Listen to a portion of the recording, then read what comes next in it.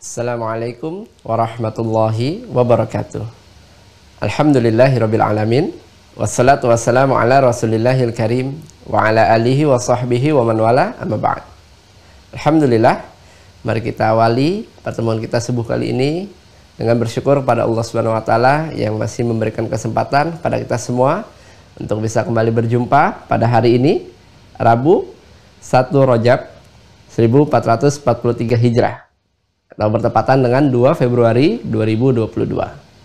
Salawat serta salam juga mari kita curahkan kepada junjungan kita, Nabi besar kita, Nabi Muhammad Sallallahu Alaihi Wasallam, yang semoga kita semua termasuk ke dalam golongan umatnya yang mendapatkan syafaatnya di hari kiamat kelak. Amin.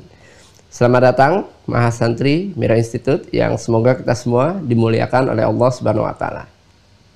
Sebelum masuk ke sesi utama, kami ingin kembali mengingatkan pada rekan-rekan sekalian untuk senantiasa menyesuaikan format namanya sesuai dengan format yang sudah tertera pada layar teman-teman sekalian. Sebagai contoh di nama, spasi, asal daerah, spasi ID peserta. Agar tim admin bisa memastikan bahwa teman-teman adalah mahasantri di Mira Institute dan tim admin bisa memberikan akses pada teman-teman sekalian untuk bisa masuk pada sesi Zoom di pertemuan subuh kali ini. Kami juga ingin mengingatkan untuk senantiasa mengikhlaskan hati kita, meluruskan niat kita hanya untuk mencari ridha Allah Subhanahu wa taala. Serius dalam menyimak kajian yang akan disampaikan. Siapkan bukunya dan juga alat tulisnya. Jangan lupa untuk mencatat setiap materi yang akan disampaikan. Gunakan pakaian yang sopan, yang sesuai dengan syariat, duduk yang baik, tidak sambil rebahan, tidak sambil makan. Semoga dengan kita memperhatikan adab-adab kita di hadapan ilmu, Allah turunkan keberkahan pada kita semua dan Allah mudahkan kita untuk bisa memahami dan juga mengamalkannya dalam kehidupan kita sehari-hari. Mohon kiranya untuk berkenan untuk mengaktifkan kameranya agar kita bisa saling mengenal antara satu dengan yang lainnya dan bisa saling mendoakan. Terima kasih atas perhatiannya. Untuk itu, mari kita persiapkan hati kita, pikiran kita, tepikan hal-hal yang bisa mengganggu fokus kita selama sesi kajian berlangsung. Assalamualaikum warahmatullahi wabarakatuh.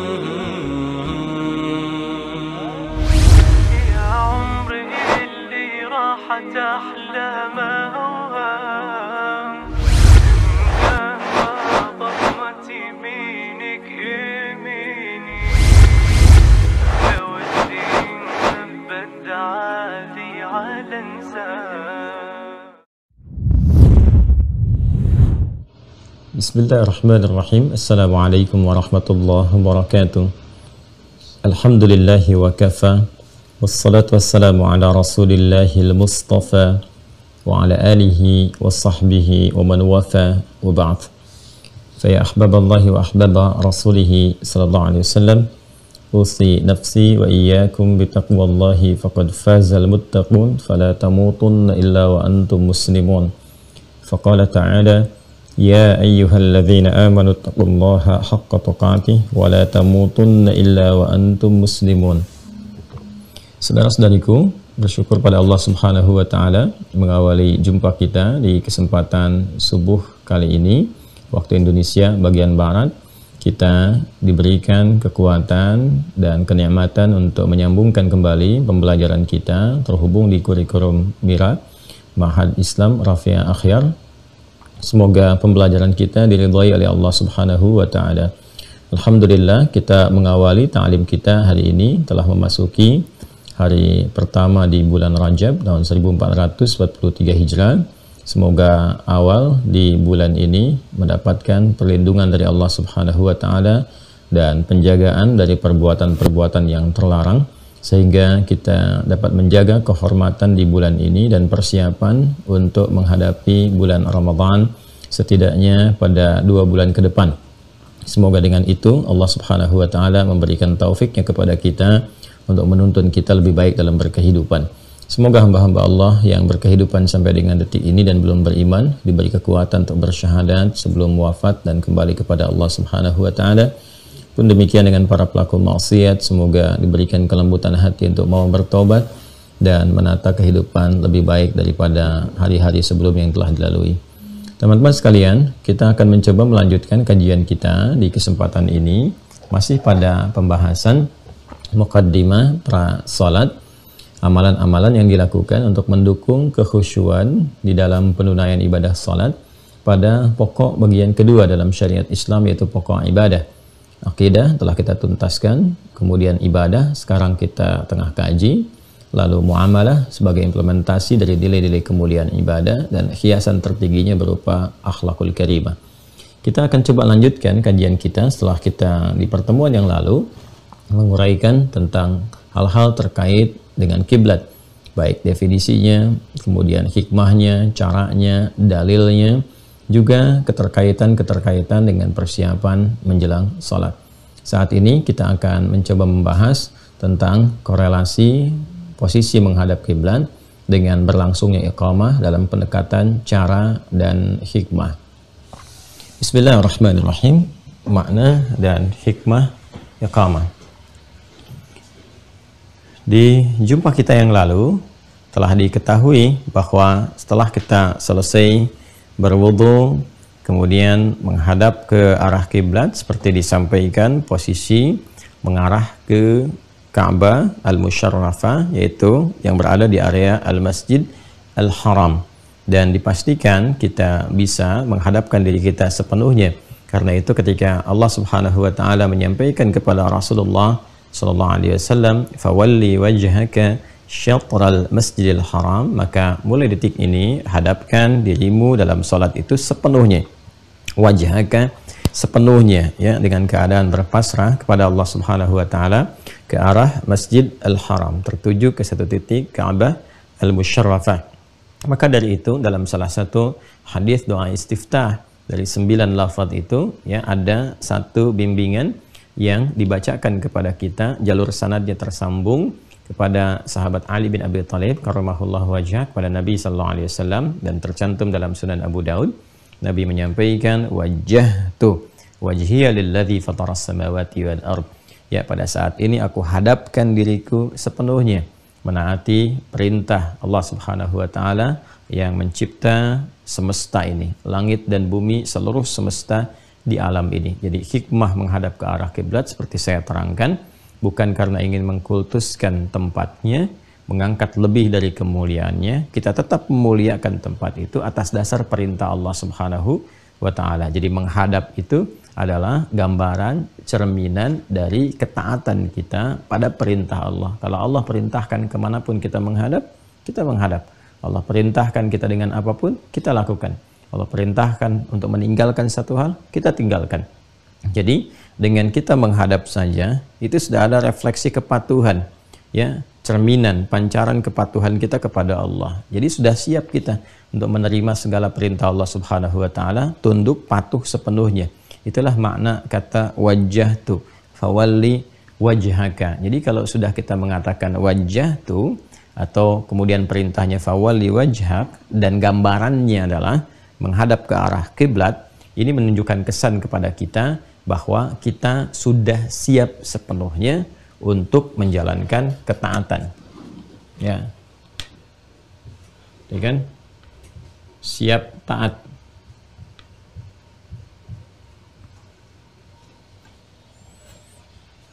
Nanti masih ingat teman-teman sekalian, kalau misalnya ada sikap berdiri sempurna gitu kan, ketika sikap berdiri sempurna itu dalam upacara kan, upacara apapun yang dilakukan itu, khususnya di militer ya, dulu ada pramuka dan sebagainya. Jadi kalau sudah posisi siap gerak, badan itu kan tegak kan, ya kan? Tegak, posisi siap. Ya, siap ini kan artinya siap untuk menunaikan apapun, ya. Bersiap siaga, siap sempurna, ya, siap keadaan yang tegak, badannya tegak seperti ini, gitu kan? Dari tegak itu apa yang terjadi? Ya, dari tegak seperti ini, kakinya kan ada posisinya tertentu tuh. Ya, tidak terlalu lebar juga, tidak terlalu rapat juga, tapi tegak sempurna yang memungkinkan kita itu berada dalam kondisi yang seimbang. Nah, keadaan yang seimbang, yang tegak, yang siap mengerjakan apa yang diperintahkan, apakah lencang kanan, lencang kiri, itu kan, hadap kanan, hadap kiri, maju dan seterusnya, lari-lari kecil, itu keadaan yang sempurna, tegak, siap, kan, untuk mengerjakan sesuatu, itu disebut dengan qama yaqumu, ya, qiyaman. Ya, qama yaqumu. Dan qama yaqumu. Ya, posisi siap. Posisi siap ini kan. Posisi siap untuk mengerjakan sesuatu dengan sempurna. Keadaan yang siap untuk mengerjakan sesuatu dengan sempurna, dengan siap, tegak, sempurna. Itu qama yaqumu. Ya. Nah, kalau kita ingin memberikan satu isyarat, kan, isyarat yang memberikan kesan bahwa bersiaplah dengan sempurna, siap-siap untuk mengerjakan sesuatu dengan sempurna dan mengandung unsur usaha, kesungguhan, keseriusan, berusaha untuk menyiapkan diri sepenuhnya, tegak bersikap sempurna untuk mengerjakan sesuatu yang diperintahkan, kan, membangun ketaatan dalam konteks ini, ya, itu disebut dengan aqama, tambahkan hamzah depannya. Aqama yuqimu. Yuqimu. Aqama, ya. Nah, jadi bisa dibedakan ya. Kalau yang pertama ini menunjuk pada keadaan atau posisi yang sudah siap, sempurna untuk membangun satu ketaatan, ya, siap, patuh, gitu kan? Siap mengerjakan sesuatu. Perintahnya apa nih? Ya, di kalau komandan misalnya sudah mengatakan siap, gerak, siap, gitu kan? Nah, perintahnya apa nih dalam posisi siap ini? Diminta apa? Nah, itu keadaannya sudah qama yaqumu, gitu kan? Nah, isyarat untuk menyiapkan diri itu menghadirkan unsur kesungguhan, keseriusan, usaha yang sungguh-sungguh untuk menyiapkan diri, diberikan isyaratnya, itu derivasi katanya berubah dari kata qama jadi aqama yuqimu, menyiapkan diri, menegakkan diri dengan sempurna. Nah, sifat dari sini, sifat karakter yang memberikan isyarat untuk bersiap menegakkan diri, mengerjakan sesuatu, menerima apapun yang diperintahkan, diinstruksikan, ya, itu sifatnya, keadaannya, isyaratnya disebut dengan iqamah. Iqamah. Iqamah. Ini kata kerjanya, ya kan? Ini kata bendanya, ini verbnya, fi'ilnya, aqama yuqimu, ini nounnya, ya, isimnya. Kalau ini sudah memberikan satu kesan isyarat untuk siap dimulai, isyarat untuk siap dimulai. Kalau sudah kata iqamah berarti ada isyarat untuk siap, ya, untuk menyiapkan ketaatan, kemudian juga menegakkan diri dengan sempurna dan bersiap sepenuhnya menerima apa yang diinstruksikan. Ini disebut dengan iqamah, turunan derivasi dari kata aqama yuqimu. Baik ya, pelan-pelan. Kalau kita kemudian mendengar itu, iqamah, kemudian diisyaratkan, disiapkan, nah maka kita pun secara pribadi sudah harus menyiapkan dirinya, keadaan kita siap itu, nah ini disebut dengan qama yaqumu. Orangnya disebut dengan qaimun. Ya. Qaim. Posisinya disebut dengan qiyam. Qiyam. Qiyam. Pelan-pelan ya. Nah, karena itu orang-orang yang sudah siap sempurna menerima apapun yang diinstruksikan kepadanya, kondisi, keadaan fisiknya sempurna, tegak, keadaan hatinya siap menerima apapun yang diberikan, cawan hatinya itu siap dikasih apa aja, diinstruksikan, siap dikerjakan. Ya kan? Pikirannya siap merekonstruksi semua yang diperintahkan itu untuk dieksekusi. Diberikan petunjuk kepada semua bagian tubuh untuk dijalankan. Ya, itu alhamdulillah. Nah, itu bersin. Mukallah. Mukallah jami'an. Ya. Nah, itu kondisi tadi yang sebelum bersin itu yang saya sampaikan, itu disebut dengan qaim, qaimun, qama yaqumu, gitu kan? Itu qaim, orangnya qaimun. Ya. Kalau dikaitkan dengan salat, ya, qaimun yang siap posisi menerima perintah apapun untuk menunaikan salat, ya. Nah, ini qaimun yusalli. Qaimun yusalli. Nah, dia posisi siap untuk menerima apapun yang diperintahkan, ya, demi memulai sholat. Ya, yusalli itu kan bisa akan, bisa sedang, terus berlangsung sampai selesai. Ya, jadi kalau ada kata qaimun yusalli dalam Al-Quran, itu punya 3 maknanya. 1, makna pertama, saat akan memulai, apapun yang diperintahkan, siap dikerjakan, ya kan? Siap.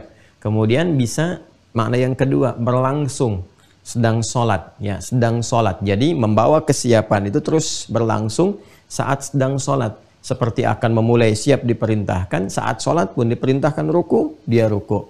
Diperintahkan sujud, dia sujud. Itu maksudnya kesiapan itu dibawa dalam semua proses sholat. Sampai yang ketiga berakhirnya, sampai ujung sholatnya. Jadi posisi ini, ya, qama yaqumu, qaim, itu kan, qaim, itu dibawa dari awal mula sampai sedang sholat, sampai akan berakhir sholat.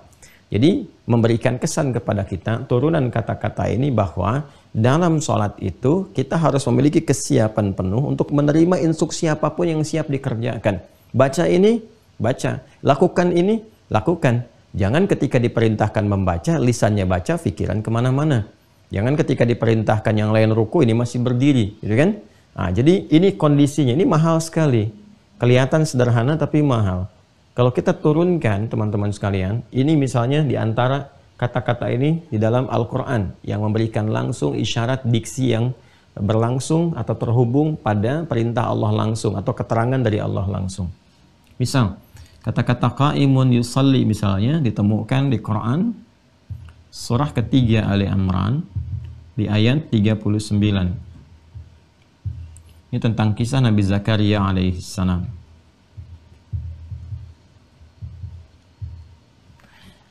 Fanadathul malaikatu wa huwa qaimun yusalli fil mihrab anna Allah yubashshiruka bi Yahya. Hati-hati ya. Ini materinya terlihat ringan, terlihat seperti biasa, tapi dampaknya sangat besar.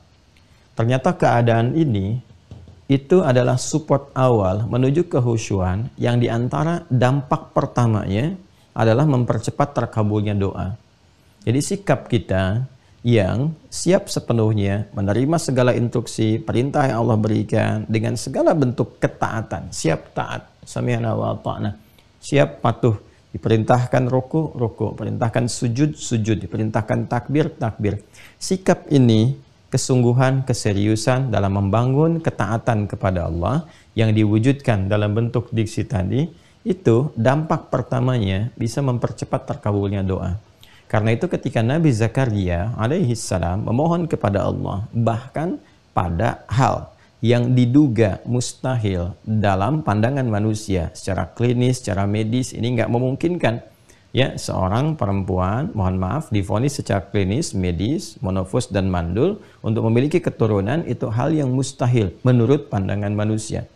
Tapi bagi Allah tidak ada batas dalam pemberian. Dan menariknya, ketika hamba bersungguh-sungguh membangun ketaatan, ketawakalan, kepasrahan, memohon kepada Allah, dan siap taat dengan sempurna, melakukan apapun yang Allah perintahkan, maka feedback yang diberikan, perhatikan balasannya. Allah bahkan mengabulkan apa yang menurut manusia itu mustahil terjadi sepanjang hamba itu membutuhkannya. Maka ketika beliau menunaikan salat, Nabi Zakaria alaihissalam memohon kepada Allah dengan sikap ini, doanya baru disampaikan kepada Allah, sikapnya baru dibangun di awal-awal berdiri dalam salat, kan? Sikapnya baru dibangun, berdoa kepada Allah, seketika dikabulkan, belum menunggu salatnya selesai. Ya, di ayat 38-nya itu kan doanya.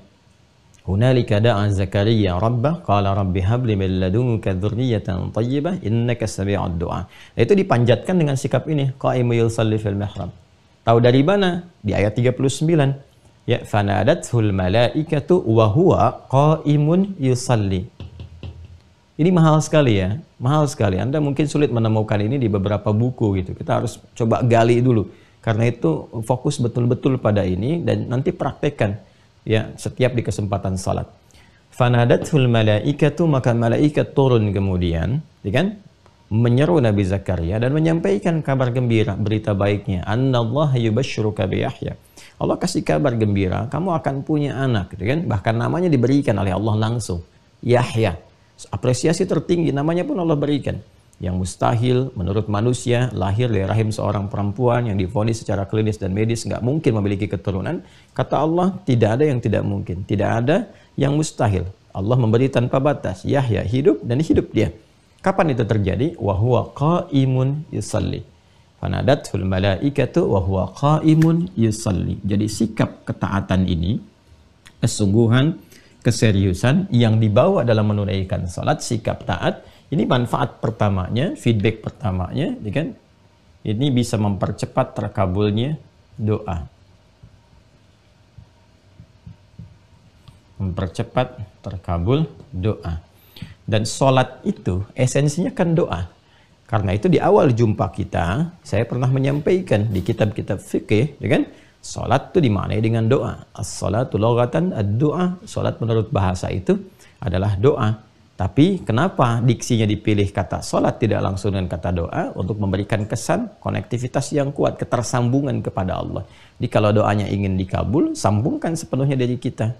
Nah, sikap membangun ketersambungan itu, konektivitas itu, sehingga terdapat silah hubungan kuat kita, terkoneksikan kita dengan Allah.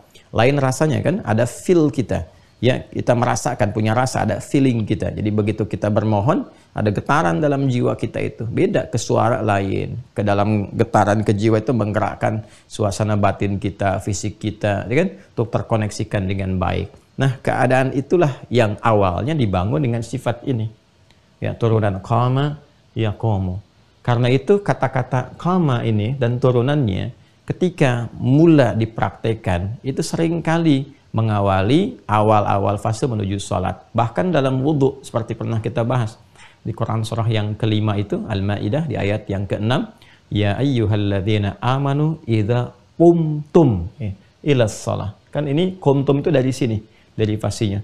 Ya, qama kalau diteruskan fi'il madhinya kan ya qama, ya kan? Kemudian qama untuk dua orang, qamat untuk dia, tapi untuk Anda kumta. Saya kumtu, kita kumna, kalian kumtum. Nabi ketika mengajari Khalad bin Rafi Az-Zuraiqi, Nabi katakan, idza qumta ila shalah. Kalau kamu ingin menyiapkan diri bersikap sempurna dalam salat, kerjakan seperti ini, seperti ini, seperti ini. Posisinya sendiri, posisinya, ini kan orangnya kan, posisinya sendiri yang sudah siap, tegak, sempurna, baik, itu disebut dengan ini, qiyam. Ya, ini ditemukan contohnya di Quran surah ke-4 An-Nisa ayat 103. Fa idza qadaytumus salata fadhkurullaha qiyaman wa qu'udan wa 'ala junubikum. Jika Anda telah tuntas mengerjakan salat, maka berzikirlah kepada Allah Subhanahu wa taala. Ya, makna zikir itu banyak, kalimat thayyibah, dan diantaranya sholat. Ada sholat setelah sholat, kan? Bukankah setelah sholat fardu juga sholat sunnah, kan? Nah, ini menunjukkan semua sifat zikir kalau dilakukan dengan berdiri. Jadi, tetap zikir apapun jenisnya, apalagi dengan menggunakan sholat, posisinya menggunakan kata qiyam, sikap taat, sikap patuh. Ya, jadi kalau kita posisi berdiri, sedang berdiri, dibawa ke suasana sholat, kan diantara makna zikir puncaknya kan salat, wa aqimis salata lidzikri. Demikian di Quran surah ke-20 Taha Ayat 14 itu, dan tunaikan salat sebagai zikir kepadaku, kata Allah Subhanahu wa ta'ala. Nah, posisi ini diberikan diksinya, ditegaskan dengan kata qiyam. Artinya, kalau kita mau salat, mau melakukan puncak zikir kita kepada Allah, harus dibangun kesiapan kita, siap untuk taat. Ya, jangan sampai pekerjaannya seperti zikir, tapi hatinya tidak terkondisikan siap untuk menaati. Lisannya tidak siap, pikirannya tidak siap. Isyarat untuk menyiapkan semua ini supaya betul-betul posisinya bagus, kemudian keadaan kita juga konsisten. Nah, isyaratnya ke sini turunan katanya. Aqama yuqimu. Kalau kita turunkan dengan pendekatan kata kerjanya, ini verbnya, aqama yuqimu misalnya, karena ini mengandung makna keberlangsungan, ya, sedang, akan, dan berlangsung terus. Kita ambil contoh misalnya langsung ke bentuk mudhari'nya yang ini. Mudhari' kan sudah mengandung 3 makna secara langsung. Present, continuous, and future. Kan? Sedang dilakukan, saat sedang dilakukan, berkelanjutan, sampai dengan mau selesai. Yuqimu. Dia berusaha dengan sempurna. Membangun sikap taat, berusaha dengan sempurna, sikap tegak, ya, yang bukan sekedar berdiri tegak, tidak. Kalau Anda baca terjemahan kata-kata ini, mungkin Anda akan dapati pemaknaan berdiri tegak, sehingga sering diartikan secara singkat dengan menegakkan sholat. Ya, maksud menegakkan itu artinya sikap sempurna yang tegak, yang pemaknaannya adalah kesiapan untuk menaati apa yang diperintahkan. Ya, karena dari makna sikap sempurna itu dalam dunia kehidupan pun kan, ya, artinya kesiapan untuk menerima apapun yang diinstruksikan. Jadi sebetulnya hikmah dari sikap itu adalah ini, kesiapan untuk menaati, siap taat itu. Ya, jadi bukan hanya digambarkan secara fisikal, ya, bukan hanya jasmani, tapi rohaninya, akalaninya siap menerima apapun. Ini mau diperintahkan apa sekarang, kan? Nah, ini isyaratnya dalam bentuk kata kerja menggunakan derivasi kata aqama yuqimu. Kalau banyak yang menunaikannya, tinggal kita tambahkan un di belakangnya. Ini kan yuqimu kan? Tambah un aja di ujungnya. Ya, kalau ditambah un jadi yuqimun. Yuqimun. Nah, ini kan? Yuqimun. Nah, kalau kita temukan kata yuqimun, kan? Atau bahkan diperintahkan, ya, supaya nggak tanya-tanya lagi. Ini udah diperintahkan langsung. Kalau komandan kan siap, siap kan? Nah, kalau ini kata-katanya langsung menggunakan bentuk perintah. Aqim, bentuk tunggalnya aqim. Aqama yuqimu aqim. Tuh, aqim. Atau bentuk jamak. Kalau jamak kan tinggal tambah. Nah, ini bedanya. Kalau ini mudhari, waw dan nun. Kalau ini tinggal tambah waw dan alif. Bentuk perintah untuk membedakan antara ini bentuk mudhari, ya kan, dengan bentuk perintah. Ya, aqimu, ada iya-nya sini. Nah, waw dan alif, aqimu. Contoh yang yuqimun misalnya Al-Baqarah yang ayat 3 itu, alladzina yu'minuna bil ghaib wa yuqimunas shalah. Ya kan? Wa yuqimunas shalah. Nah, ini ya. Yang Quran surah kedua Al-Baqarah di ayat yang ketiga. Nah, jadi kalau ada redaksi yuqimunas shalah, ya itu bukan sekedar salat, tapi salat yang dipersiapkan dari awalnya, ya, kesiapan sepenuhnya untuk menaati apapun yang diperintahkan dalam salat. Kesiapan paripurna dari segi jasmaninya, berdiri tegak sempurna. Kemudian juga rohaninya, menyiapkan keadaan diri, membawa kepada suasana untuk menerima apapun yang diperintahkan. Lalu akal kita pun, pikiran kita menyiapkan diri untuk menerjemahkan apapun yang diperintahkan, sehingga membawa resapan yang dalam ke dalam hati. Ini yuqimun. Perintahnya aqimu. Wa aqimus shalah wa atuz zakah warka'u ma'ar raki'in. Ini misalnya di Quran surah kedua Al-Baqarah ayat 43. Untuk memudahkan saja saya dekatkan, ya. Ini gambarannya. Nah, kalau kita mau tarik ini ke dalam bentuk langsung isyarat yang disampaikan, kata-katanya, maka rubah ke kata benda. Kalau ini kan menunjukkan pekerjaan. Kalau kita ingin menurunkan satu isyaratnya, langsung kalau ada kata ini isyaratnya, ini langsung ya menunjuk kepada isyarat kesiapannya. Nah, ini bisa diucapkan, dilafazkan oleh satu sosok tertentu untuk memberikan isyarat, ya, untuk memberikan kesan bahwa ini sudah dimulai nih kesiapan kita. Ayo siap tegakkan. Siapkan keadaan fisik yang tegak sempurna, keadaan jiwa yang siap sempurna, keadaan akal pikiran yang siap sempurna. Maka rubah bentuk kata kerja ke dalam bentuk kata benda, noun. Ya. Noun, isim. Ya kan? Dari turunan kata kerjanya aqama, yuqimu, iqamah. Nah, dari sini kita temukan kata iqamah. Iqamah. Ya kan? Nah, seringkali orang-orang kita di Indonesia pada umumnya itu kan senang menyingkat. Ya kan? Ya, Adi, di, ya kan? Hasan, san. Ya, Dewi, wi, gitu kan? Nina, na, dan seterusnya. Ya, maka seringkali disingkat iqamat, ya, atau iqamah, disingkat dengan qomat, ya kan? Ya, kalau mat aja kan nanti takut tertukar dengan mamat atau rahmat, ya kan? Makanya disingkatnya dari sini qamat. Singkat jadi qamat. Ya. Nah, ini asalnya dari kata ini, aqama yuqimu iqamah. Jadi kalau sudah iqamah, sudah qamat, itu bukan sekedar lafaz formalitas yang seseorang berdiri kemudian dengan lantang mengucapkan lafaz-lafaz yang dibimbing dalam syariat. Ya, Allahu akbar, syahadu an la ilaha illallah. Nah, itu bukan sekedar kalimat yang diucapkan, tapi di dalamnya ada makna yang sangat dalam. Ya, ada hikmah untuk memberikan kesan kesiapan, membangun ketaatan. Jadi kalau sudah iqamah itu, maka kondisi bagian-bagian di tubuh kita, unsur-unsur dalam diri kita itu sudah membangun kesiapan untuk taat. Fisik sudah disiapkan, ya kan?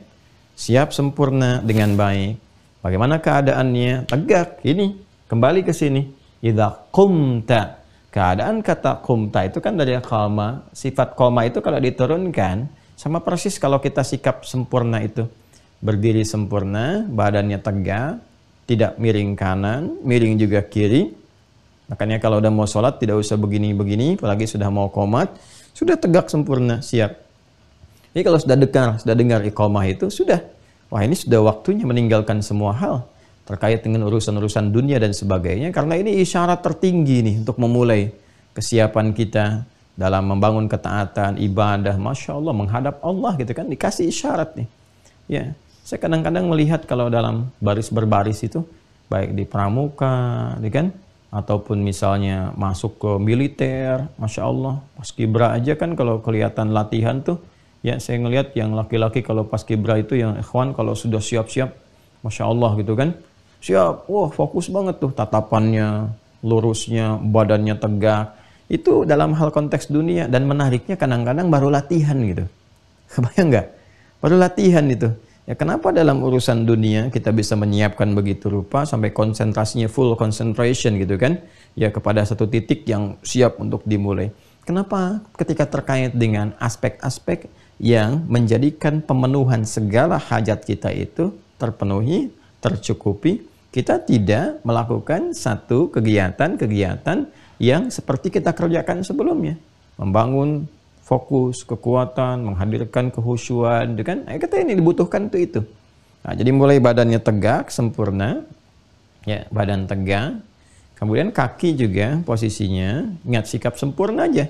Tidak terlalu rapat. Kalau kita misalnya turunkan ini, ya kamera mas tolong, ya adminnya, coba sorotkan ke kaki. Nah ini ya, tidak terlalu begini tuh, rapat begini. Nah tidak juga terlalu lebar begini, ya kan? Sikap sempurna saja. Yang paling gampang sejajar dengan bahu, ya, jajar dengan bahu. Bahunya seperti segimana lebarnya, maka di situ kemudian diturunkan ke wilayah kaki. Kalau selebar bahu itu ada keseimbangan. Jadi kalau kita terlalu rapatkan begini juga oleng, ya kan? Oleng. Kalau kita terlalu lebarkan itu juga tidak seimbang, kelihatannya juga tidak bagus, ya, tidak menarik, ya, tidak baik juga. Kan bukan mau main silat gitu kan, bukan mau karate. Itu sikap sempurna untuk tegak menunaikan ibadah. Jadi kalau kita kemudian berdirinya pas, ya, naikkan kameranya ke bahu, ya, dipaskan, ya. Nah, teman-teman sekalian, diturunkan, tadi turun, kemudian sekarang naik. Nah, ini dipaskan dengan bahu ke bawah itu. Nah, ini kan keadaan tegaknya sudah mulai nyaman, ya, sudah mulai sempurna. Persis seperti berdiri kita, sikap berdiri sempurna saja, ya kan? Nah, ini teman-teman kondisinya seperti apa yang tadi diutarakan. Ini tegak, udah siap. Ini baru posisinya posisi tubuh, ya, keadaan tubuh kita. Saya mohon izin ya kalau saya menyesuaikan kondisi karena kita ini qadarullah di subuhnya terbatas nih kameramen, jadi saya harus berikan apa namanya penyesuaian. Baik. Jadi ini kondisinya tegak sudah, ya, kemudian siap ke bawah. Ini secara fisik. Nah, saat yang bersamaan ingat baik-baik. Sifat dalam sholat ini kan membangun sikap taat, kepatuhan, ketundukan, ya, dan kepasrahan yang tinggi yang disupport oleh seluruh bagian unsur-unsur yang menyinergikan keberadaan manusia itu sendiri, yaitu fisiknya secara jasmaninya, kemudian akal pikirannya. Ini nggak boleh ada yang miss, ya. Kemudian terakhir rohnya, rohaninya.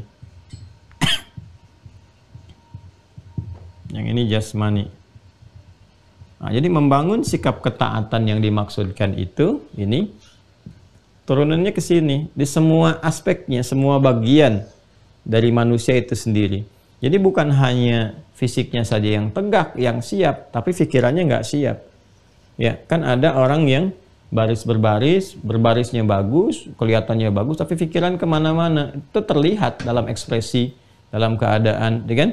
Nah, ini dalam sholat apalagi, lebih daripada itu. Kalau posisi fisiknya sudah siap, maka akalnya pun harus disupport untuk menyupport kesiapan fisik ini.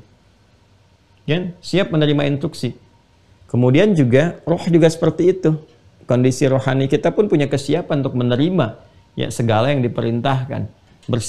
Bersiap karena menghadap kepada Allah Subhanahu wa taala. Ini kan kesiapan tertingginya, menghadap kepada Allah. Ya, maka di sini sudah ada unsur-unsur ketaatan, penghambaan, ya, penghambaan yang kesiapannya itu sudah siap menerima apapun. Menerima apapun itu kan artinya merendah, kan? Kalau sikap tinggi nggak mungkin mau terima.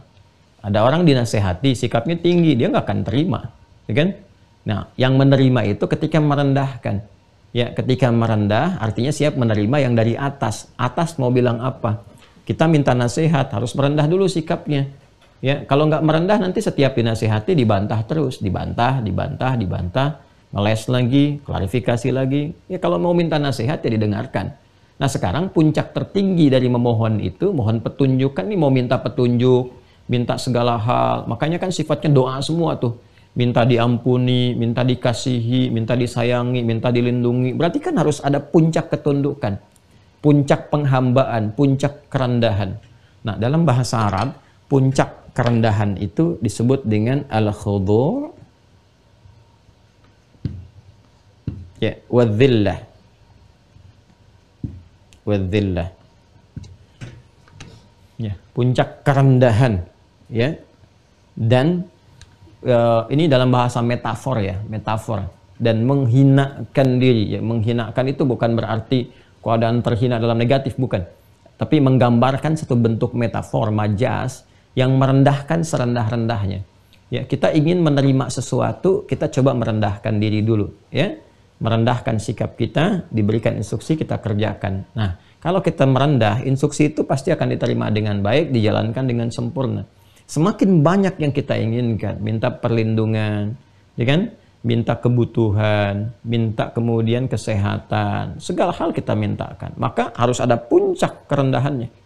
Ya, puncak kerendahan itu sifatnya apa? Sifat berusaha menghinakan diri, ya, di hadapan yang tertinggi.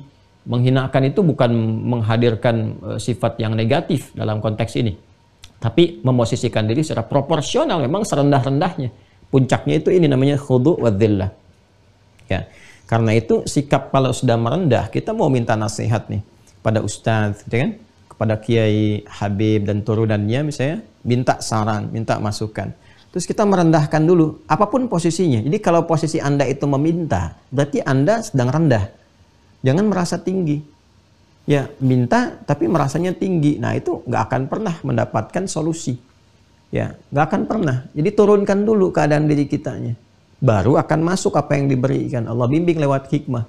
Tapi sekali lagi, kalau kita merasanya tinggi, minta nasihat tapi diberi nasihat, kita belum merendahkan diri. Nah, itu biasanya yang muncul selalu seperti itu. Debate. Ya, kemudian mengklarifikasi, ngeles lagi, bantah lagi. Yang nggak akan pernah masuk. Dan tidak akan pernah merasa ya bahwa ada sesuatu yang harus dikoreksi atau diberikan saran. Nah, kalau seperti itu untuk apa minta masukan? Ya kan? Maka keadaan kita ketika merendah itu posisi apapun, mau orang kaya, ya, mau orang misalnya kedudukan, Anda datang ke ulama, mau minta saran, Anda sekaya apapun jangan tampakkan kekayaan, rendah karena sedang minta saran. Ya, itu loh. Kalau punya kedudukan setinggi apapun datang ke ulama merendah. Ya, karena sedang minta sesuatu untuk diberi. Kalau membawa posisinya tinggi, ya itu susah. Makanya ulama-ulama wara terdahulu itu nggak ingin menerima orang-orang yang datang dengan masih membawa ketinggian, sedangkan dia dalam kebutuhan. Ya, butuh tapi merasa tinggi. Jadi dulu tuh pernah ada ulama-ulama tuh yang sangat menarik sifatnya dari zaman-zaman dulu dan terwariskan. Kekinian mungkin sangat jarang yang seperti ini. Jadi kalau ada yang mau datang berkunjung, siapa yang berkunjung? Ya, itu masih membawa lekat jabatan misalnya, pejabat fulan atau kedudukan fulan, itu kadang nggak mau terima. Kenapa? Karena dia datang membawa jabatan gitu, bukan datang membawa kebutuhan yang ingin dikonsultasikan. Jadi begitu disampaikan pun kesannya masih tinggi. Umar bin Khattab ketika menerima Hormuzan Persia itu setelah ditaklukkan, itu mau menghadap, Umar nggak sudi menerima, ganti dulu bajunya tuh, suruh pakai gamis dulu, jangan membawa dengan kebesaran-kebesarannya katanya. Ya, begitu pakai gamis biasa, baru mau diterima oleh Umar. Nah ini maksudnya untuk memberikan satu kondisi penyiapan-penyiapan hati agar mudah menerima apapun yang mau disampaikan. Nah apalagi kita menghadap kepada Allah. Ya, jadi kalau keadaan kita masih tinggi membawa suasananya, sulit menerima instruksi. Ya, baru takbir aja. Kadang-kadang kan fisiknya yang bergerak, lisannya yang bicara, pikirannya bisa kemana-mana. Karena nggak ada sikap ini, al-khudu' wa dhillah itu. Ya kan? Tapi kalau kita sikapnya sudah merendah, serendah-rendahnya, siap menerima segala hal, ini mudah. Diperintahkan rukuk serukuk-rukuknya, diperintahkan sujud sesujud-sujudnya, dan Masya Allah, biasanya kalau sudah menerima segala itu, dampaknya ketenangan. Silakan cek. Nasihat itu kan kalau sudah kita terima dengan melapangkan diri, kondisi yang lapang, yang tenang, yang merendah, diberi nasihat. Itu ketika solusi datang, ada ketenangan di jiwa itu. Lega gitu. Kadang-kadang ekspresinya tiba-tiba jadi nyaman. Masya Allah. Itu saking leganya, tenang, nyaman. Nah keadaan yang tenang, yang nyaman, setelah segala hal itu berlalu, ya, yang tadi menerjang dan sebagainya itu kemudian hilang, pergi. Nah, itu muncul ketenangan, kenyamanan. Nah, itu disebut dengan sukun. As-sukun atau sakinah. As-sukun atau sakinah. Kalau mau diberikan sifat-sifatnya disebut dengan sakinah. Orang Arab berkata, sakanatis syajaratu idza dhahabatir riyah. Pohon itu, ranting-rantingnya, dahannya itu tenang setelah angin yang menerpaknya itu pergi, tenang gitu. Nah, kita kan kalau dapat nasihat, dapat masukan, dapat segalanya, gitu kan? Nah, seakan-akan persoalan-persoalan itu, walaupun solusinya belum dilakukan pada saat itu, baru dapat saran, seakan-akan pergi kan, hilang kan persoalan itu. Ada ketenangan sementara yang datang gitu. Dan nanti siap dieksekusi. Nah, itu keadaannya disebut dengan sakinah, sifat-sifatnya. Ya, akumulasinya disebut dengan keadaan sukun namanya. Gitu. Jelas ya? Di rumah tangga itu ada sakinah. Ya. Kenapa disebut sakinah bukan tumakninah? Karena sakinah yang dimaksud itu ketenangan setelah berbagai persoalan-persoalan yang ada itu ya bisa diatasi. Sehingga dengan diatasi itu meningkat kualitas hidup, ketenangan datang, hikmah tiba. Ya, jadi ketawa deh pada akhirnya, yang tadinya cemberut sama-sama cemberut jadi pada ketawa. Nah, itulah sakinah. Makanya seninya ada di situ. Ya, samara itu ada seninya tersendiri, ada ilmunya juga. Jadi kalau kita paham dengan ilmu sakinah aja, insya Allah berbagai konflik baik kecil atau besar itu bisa dikelola, dimanage dengan baik. Bukan nggak ada masalah, tapi masalah itu menjadi seni untuk melahirkan satu ketenangan dan kebahagiaan. Catat tuh, bikin status. Ya. Nah ini, perpaduan antara sifat khudu, dhillah yang melahirkan sukun atau sakinah. Ini kalau digabungkan disebut khusyuk namanya. Khusyuk. Nah, kalau Anda lihat ta'lim kami yang 3 hari ke belakang ya, yang kita sampaikan live itu tentang khusyuk, memaknai khusyuk. Nah, ini kita uraikan dengan sepenuhnya makna-makna ini. Khusyuk. Ya kan?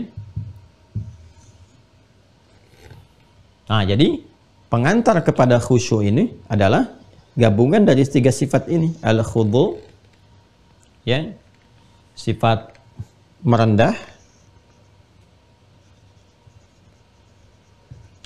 yang menunjukkan ini kesiapan untuk menaati, bukan merendah dalam pengertian negatif, tapi maknanya seperti yang tadi saya uraikan, merendahkan keadaan diri kita untuk siap menerima dari yang tinggi.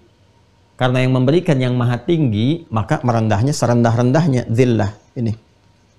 Ya, serendah-rendahnya kita itu, ya, dalam metafornya menghinakan diri kita di hadapan, maksudnya ke bawah yang paling rendah sekalipun. Karena yang memberikannya yang maha tinggi. Ya, kalau yang biasa tinggi aja kan kita mencoba menundukkan. Nah, ini yang maha tinggi, ya, rendahkan serendah-rendahnya. Makanya nanti ada sikap yang paling rendah ketika kita menghadap dalam sholat, untuk menerima segala anugerah dari yang paling tinggi. Jadi semakin kita rendah, semakin diberikan banyak. Ya, itulah dia. Ya, makanya ketika kita berada dalam posisi yang serendah-rendahnya, mintanya paling banyak. Serendah-rendahnya itu saat sujud. Sujud itu kan merendahkan yang paling terhormat, yang melekat pada diri kita. Di kepala ini kan yang paling terhormat nih. Kepala ini paling terhormat. Ya.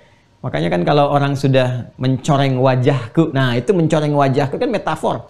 Artinya sudah mulai menghinakan kehormatan, ya, meruntuhkan kehormatan. Nah, ini bagian simbol kehormatan kita itu yang dibawa dalam kehidupan, direndahkan serendah-rendahnya dalam sujud itu, direndahkan. Ya, makanya ketika posisi yang terendah itu kita lakukan sebagai penghormatan, penghambaan kepada yang maha tinggi, maka apa feedback yang didapatkan? Curahan rahmat itu mengalir, melimpah. Saat itulah posisi terbaik untuk banyak meminta. Itu hikmahnya kenapa dalam sujud itu kita dianjurkan oleh Nabi banyak meminta. Ya, innama aqrabal 'abdi min rabbih wa wasajidun fa akthiru ad-du'a. Keadaan terdekat antara seorang hamba, disebutkannya hamba, ya, dengan Rabbnya saat dia merendah serendah-rendahnya, maka perbanyak doa pada saat itu. Ini mahal sekali teman-teman. Itu hikmah tertingginya. Ya, di keadaan kita yang melapangkan diri dengan merendahkan serendah-rendahnya, sehingga dengan itu curahan limpahan rahmat mengalir deras. Ini posisi dhillah ini. Pada saat itulah lahir ketenangan. Coba deh Anda kalau menikmati sujud itu, begitu nikmat kan tenang. Nggak terasa lama sujud itu.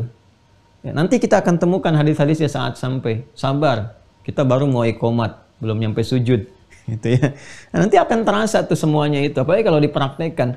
Makanya jangan heran kalau kita temukan referensi-referensi yang mengabarkan bahwa Nabi itu rukuknya hampir sama dengan berdirinya. Itu berdiri aja kalau 5 juz 4 halaman. Ya, rekor yang Nabi pernah isyaratkan dalam hadis-hadis yang sampai kepada kita, pernah kan 1 rakaat itu sampai An-Nisa ayat 176 itu, artinya kurang lebih 5 juz 4 halaman kan berdirinya. Nah, itu disebutkan panjang lama rukunya sama dengan lama berdirinya, kebayang. Ya, tapi kalau mendapatkan ini nggak terukur. Ya, Ashabul Kahf itu kan saking tenangnya tidur 309 tahun gitu. Itu Masya Allah. Ya, orang kan kalau dalam keadaan tenang tidur deep sleep itu 5 menit pun kan serasa lama gitu. Ya, nah ini gambarannya ini. Ini mahal sekali nih untuk mendapatkan keadaan ini. Nah, kita dilatih. Jadi isyarat awal membangun sikap-sikap ini itu dari iqamat. Ya, karena itu iqamat itu diiringi dengan panduan-panduan untuk bersikap semacam ini. Ya, yang menghadirkan sikap sempurna yang melahirkan khusyuk. Jadi khusyuk itu ya bukan diartikan dengan fokus. Ya, kalau fokus barangkali akan sulit, sangat sulit menemukan orang fokusnya dalam sholat. Ya, tapi khusyuk itu gambaran ini, ketaatan. Gambaran kepatuhan, ketundukan. Ya, sikap merendah, gambaran ini. Nah, tingkat terendah dalam khusyuk itu sholat, tingkat terendahnya. Makanya ada orang yang ulama yang menafsirkan ya dengan sholat saja dia sudah khusyuk, tapi khusyuk tingkat paling rendah yang diekspresikan dengan gambaran-gambaran atau perilaku-perilaku dirinya. Jadi kalau sudah mau sujud kan sebetulnya sudah pengantar kepada khusyuk. Makanya tingkat terendah khusyuk itu ya orang sudah mau sholat ya sudah mau khusyuk. Sudah khusyuk tapi tingkat yang paling rendahnya. Ya, karena kenapa? Karena dia sudah mau sujud. Ya, setan itu kan kalau kita baca di hadis Al-Bukhari, setan itu paling histeris. Histeris kalau ngelihat ada hamba, anak cucu Adam, dia bisa sujud. Ya, langsung dia berkata teriak-teriak gitu.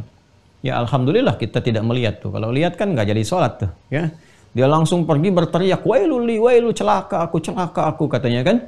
Ya, umir ibnu Adam liyasjud fayasjud, indama umirtu lisujudi fala asjud. Ya kan?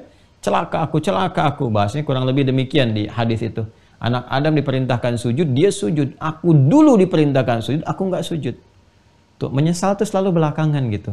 Tapi ya karena menyesalnya itu masih diliputi kesombongan, dia nggak mau tobat juga. Tuh, dengerin setan tuh. Setan kan denger ini sekarang tuh. Ya, saya ceramah itu denger itu.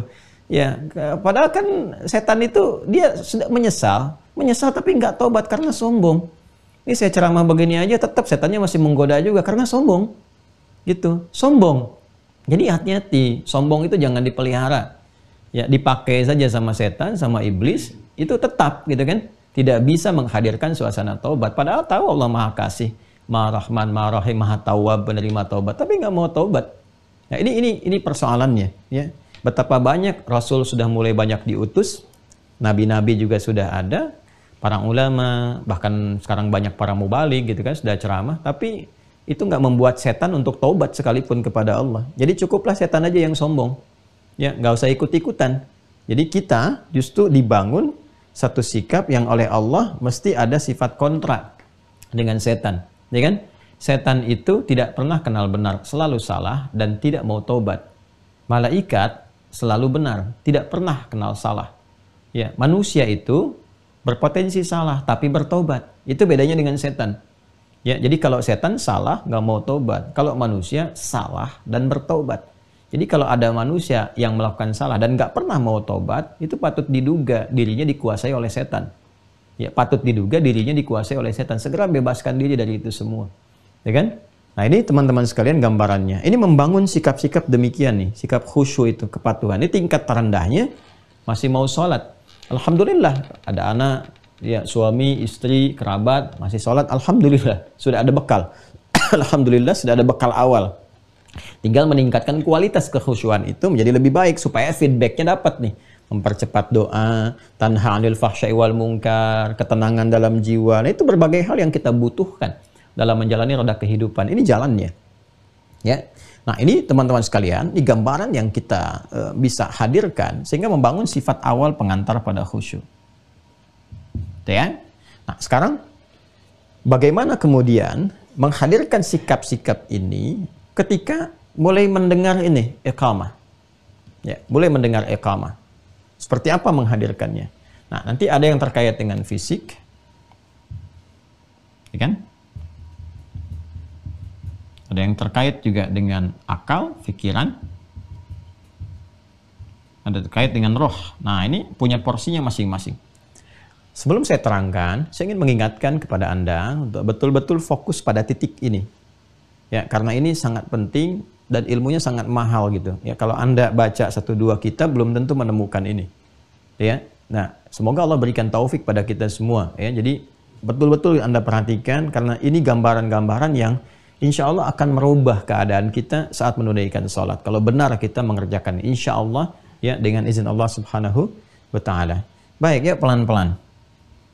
Pastikan kondisi saat akan menunaikan sholat itu secara fisik. 1. Kita menyiapkan dengan sempurna dengan memberikan sokongan atau pendukung-pendukung penyiapan yang menunjukkan kesungguhan kita ketika menghadap Allah dalam sholat. Baik, langsung saja. Quran surah ke-7, di kondisi pertamanya. Pastikan ini terjadi, ya. Quran surah 7, ayat 31.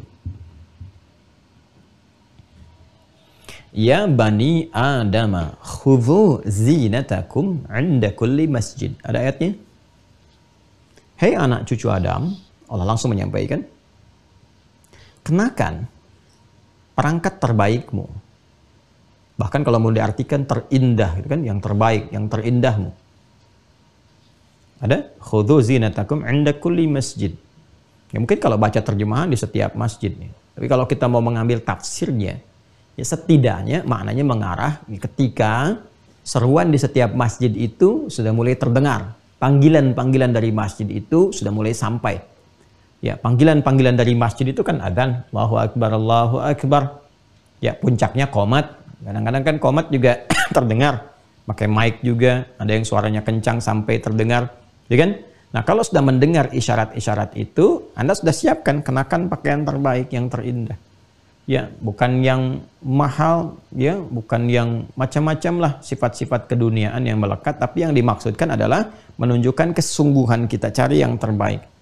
Ya, terbaik sesuai ketentuan syariat ya. Ingat, sesuai ketentuan syariat. Syariat mintanya seperti apa? Ya, jangan Anda mau sholat misalnya pakai kebaya yang belum tentu keadaan kebayanya nggak sesuai dengan keperluan-keperluan dalam sholat. Ya, bukan diartikan nggak boleh, tapi kesesuaian. Silahkan bentuk kebaya yang seperti abaya misalnya kalau mau, yang bisa dipakai dalam sholat yang baik, tapi tidak ada unsur tabarruj juga, ya, berlebih-lebihan. Di Indonesia, alhamdulillah sudah ada mukena dan sebagainya. Makanya orang Arab itu ada berapa fase atau berapa lama yang Allah izinkan berada di negara-negara Arab itu rata-rata kagum dengan orang Indonesia itu. Ya, Indonesia, Malaysia kan tidak jauh berbeda itu culture-nya itu kan. Jadi kalau datang tuh sudah pakai mukena, dia kelihatannya putih semua. Gitu, Masya Allah gitu. Kelihatan bagus. Saya kalau ketemu orang Arab tuh Indonesia selalu kesannya kalau sedang sholat ya ibadah tuh Masya Allah, Masya Allah, Masya Allah. Karena semua kelihatan gitu. Nah, ini penampilan itu juga memberikan kesan pada kesungguhan dan kekhusyuan.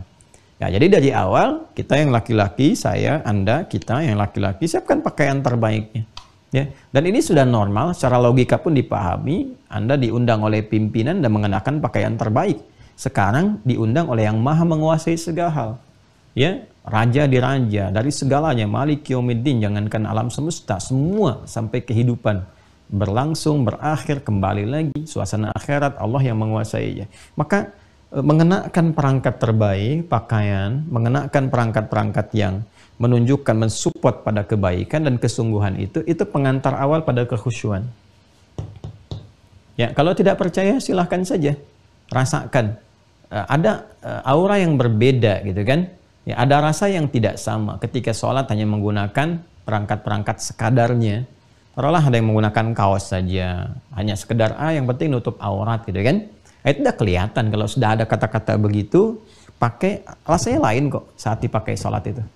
Ya, atau Anda mengenakan mukena misalnya yang ya taruhlah sudah tidak dicuci berapa lama waktu dan sebagainya, walaupun tidak terlihat ada najis dan seterusnya, tapi ketika digunakan beda kan kalau mengenakan pakaian yang bersih, yang rapih, laki-laki gunakan wangian yang sewajarnya dan seterusnya, itu rasanya beda, sensasinya tidak sama. Nah, itu pengantar kepada kekhusyuan. Ya, makanya semakin tinggi kualitas sholat yang ditunaikan, seperti Jumat misalnya, itu kan beda tuh. Ya, perintah-perintah yang mengiringinya. Bahkan Nabi katakan mandi dulu, ya kan, seperti mandinya engkau janabah, pakai kemudian pakaian terbaik, pakai wewangian. Lain, ambil saf pertama, keadaannya akan nikmat gitu. Beda dengan nunggu-nunggu khatib naik ke atas mimbar, dengan terpaksa jalan berkeringat, pakaian masih melekat, dengan pakai kaos dan macam-macam. Suasana khutbahnya juga terasanya beda. Penerimaannya tuh iya aja, tuh ngangguk gini sambil matanya merem, iya aja, ya. Tapi tidak merasakan kenikmatan khusyuk dan sebagainya. Ya, tahu-tahu udah mau qomat berdiri kan, dan tidak siap sholatnya udah mulai kesemutan gitu. Nah, ini gambaran yang saya tampilkan satu, sikap fisik untuk penyiapannya itu ini. Pertama ini, kenakan pakaian perangkat terbaik, menunjukkan kesungguhan, ya. Dan yang kedua, ini.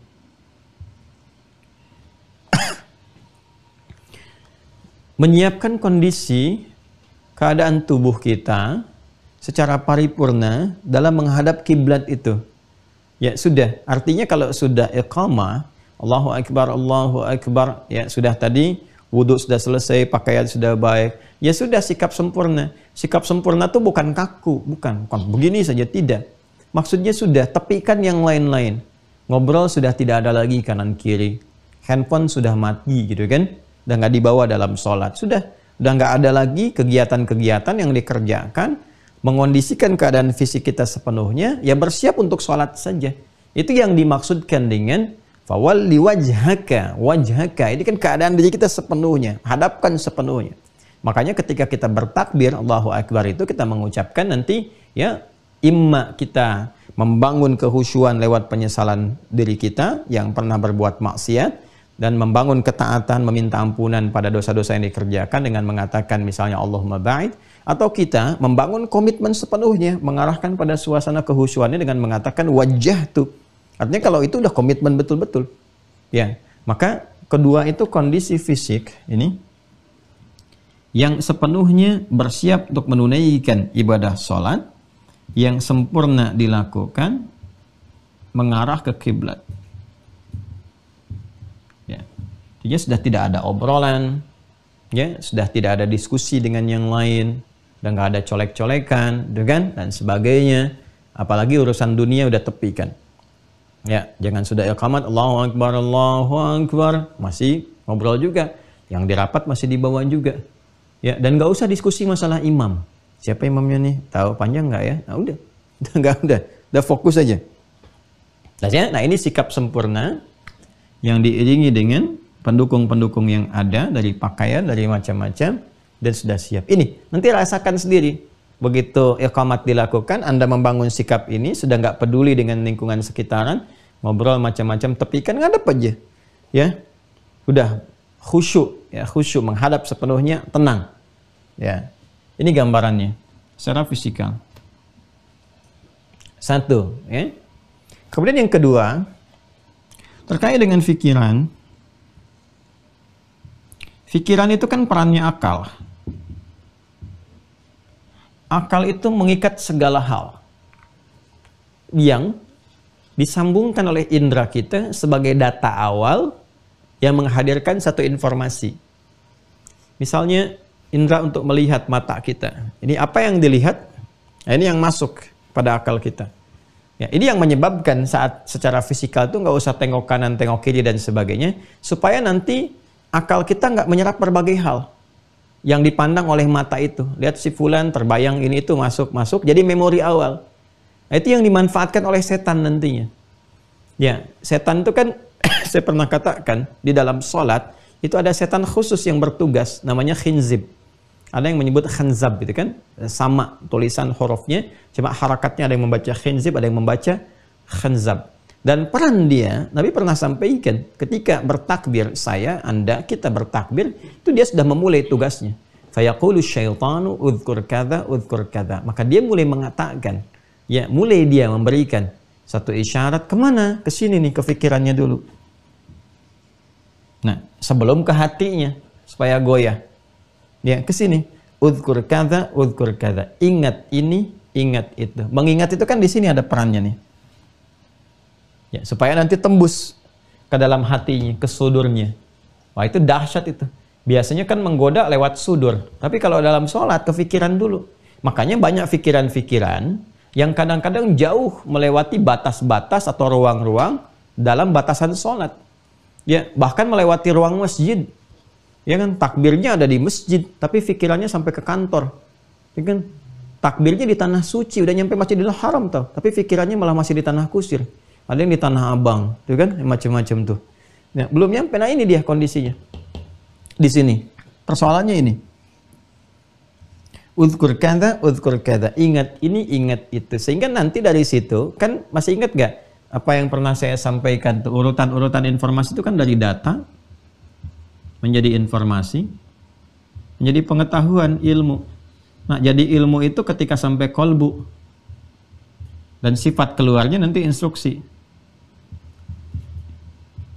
Nah, jadi kalau dari data awalnya sudah mengacaukan apa yang ada harusnya dalam pikiran, sampai ke kolbunya jadi tidak maksimal, tidak tersapi. Aja instruksi yang dibangun dari kolbu itu nggak nyambung tuh kefikirannya. Itu yang menjadikan konslet, ya. Saat peristiwa sholat terjadi itu ada konslet terjadi sehingga gerakan antara pikiran dengan kolbu dan bahkan ke fisik itu nggak nyambung.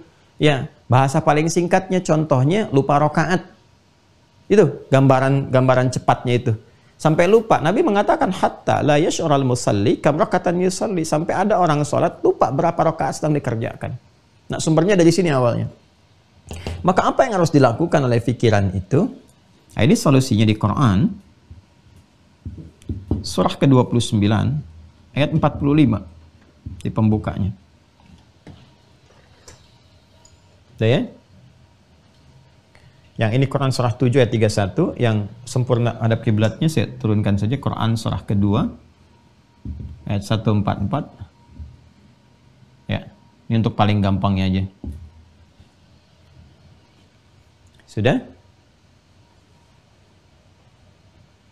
Yang ini langsung ke sini lagi Quran surah 29 Al-Ankabut ayat 45. Lihat di pembuka awalnya. Utslu.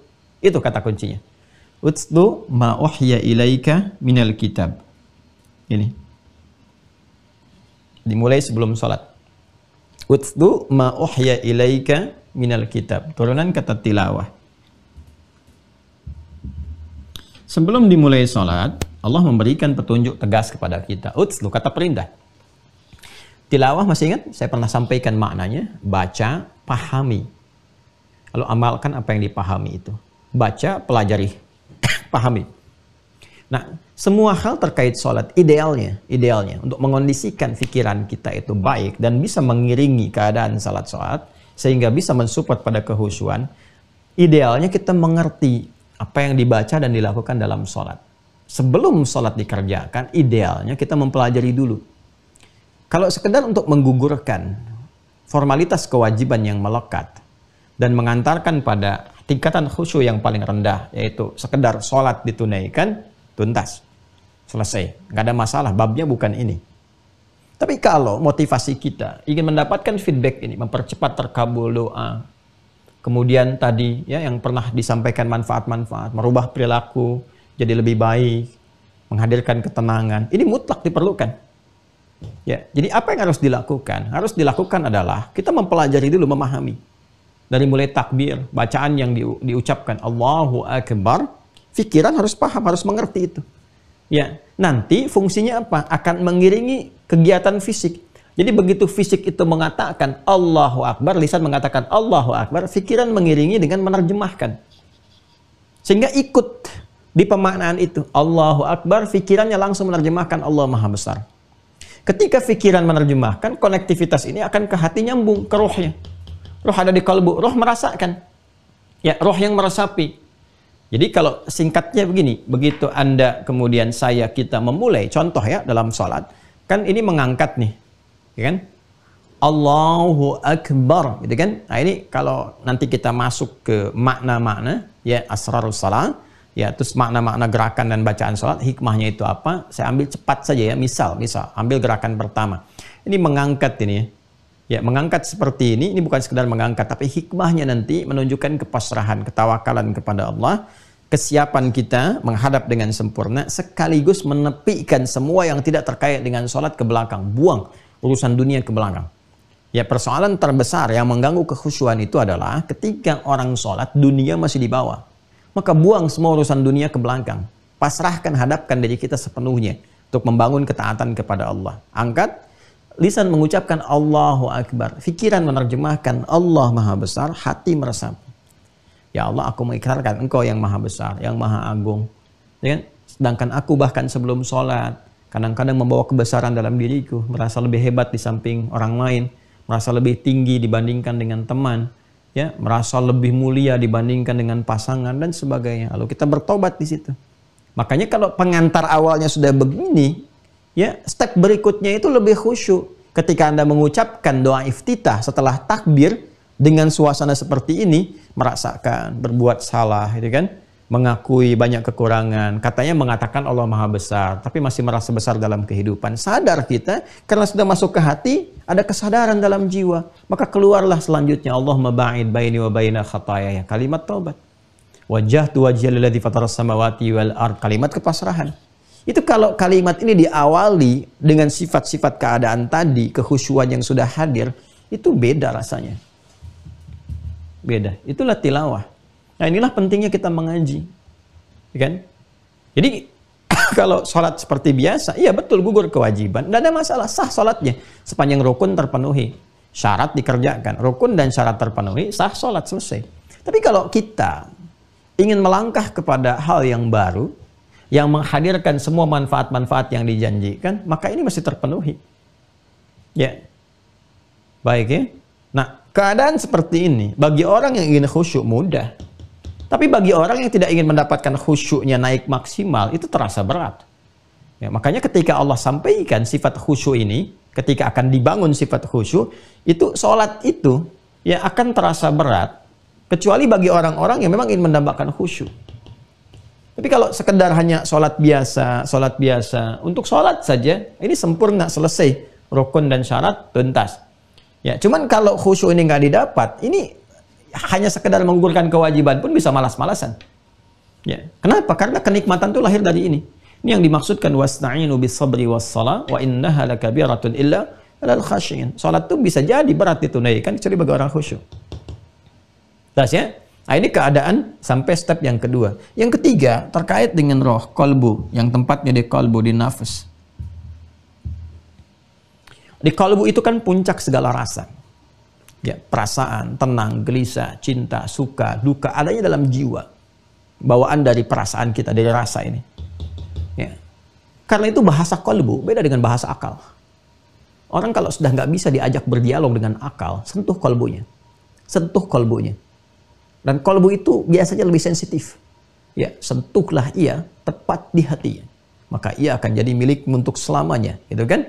Anak, pasangan, ya, kemudian juga ya diri kita dan sebagainya. Ini di kolbu, dalam jiwanya. Nah, sentuhan kepada kolbu ini bahasanya berbeda dengan bahasa akal. Apalagi dengan bahasa-bahasa fisik, tidak. Dia lain dia. Ya, kita bicara dengan ibu itu beda. Ya, ibu itu yang mengandung, memberikan ASI. Maka setiap kalimat-kalimatnya itu bukan hanya sampai ke pikiran, itu langsung ke jiwa. Wajar kiranya anak-anak itu datang ke ibu untuk konsultasi, jarang ke ayah. Ya, karena ayah itu kalau diskusi biasanya lebih banyak kepada pikiran, mematangkan akal, mematangkan cara berpikir. Makanya di Al-Quran tuh banyak sekali informasi-informasi dialog anak dengan ayah itu untuk mematangkan sifat berpikir. Ismail alaihissalam dengan Ibrahim alaihissalam untuk mematangkan sifat berpikir. Ya bunayya inni ara fil manami anni adbahuka fanzur madza tara. Duhai anakku sayang, aku lihat engkau dalam mimpi papa dan papa menyembelih kamu. Pendapatmu gimana? Kematangan berpikir. Ya. Nabi Yusuf alaihissalam dialog dengan ayahandanya, Ya'qub alaihissalam. Ya, wahai ayahanda, ya abati, saya melihat dalam mimpi saya, ya, ahada asyara kawkaba wasyamsa wal qamara ra'aituhum li sajidin. Aku melihat bahwa 11 gemintang, kemudian bulan dan matahari bersujud kepadaku. Bagaimana pendapat ayahanda? Dialog kematangan akal. Ya, kematangan akal. Nah, tapi kalau dengan ibu, itu kematangan emosional.